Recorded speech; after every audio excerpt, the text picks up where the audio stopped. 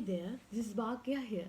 So my dear students, today I'm going to teach you some things, some tips, some mistakes that you should not do during the IELTS examination speaking section.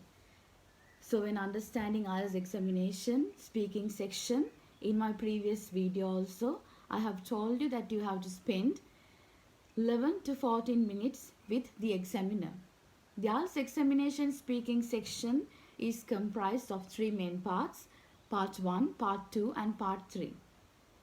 So there are some of the common mistakes that most of the candidates do during the IELTS speaking section.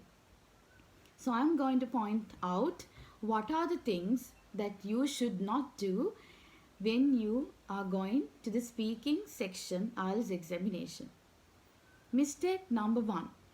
Mistake number 1 is you should not brief too much.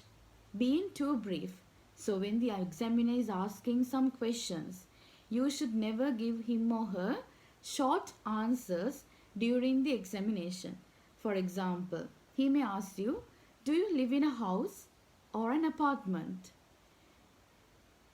So you can't just say, I'm living in a house. Okay, so you can say like this, I have been residing in an apartment while I was doing my studies at the university. But now, while I'm working, I have bought a big spacious house by myself to do my work and live there. So you can use, my dear children, you can actually use at least 2 or 3 sentences when the examiner is asking you such sort of questions. Okay, so the mistake number 2 is what? Let's look into mistake number 2. Using a memorized answer. So some of the students, they are getting prepared beforehand the examination, and then they start reading out some of the memorized answers. So why do you need to memorize the answers? So you are going to put too much pressure on yourself because you have to have all the things in your mind and you are going to be in front of the examiner. So you should never do this mistake, my dear children. You should never memorize your answers when you go to the IELTS speaking section examination. Okay. So the last mistake, I'm going to point out the last mistake that you are going to do when you go to the examination.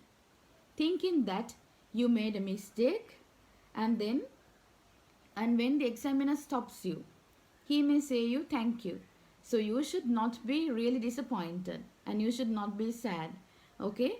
So sometimes they may stop you to talk, right? So do not be afraid of these types of things that would be happening in the examination.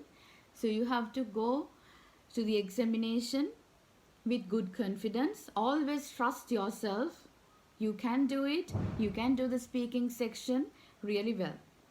So my dear children, please subscribe my channel for great IELTS videos in future, and I will always help you throughout your journey in pursuing your dreams to go abroad. Thank you for listening.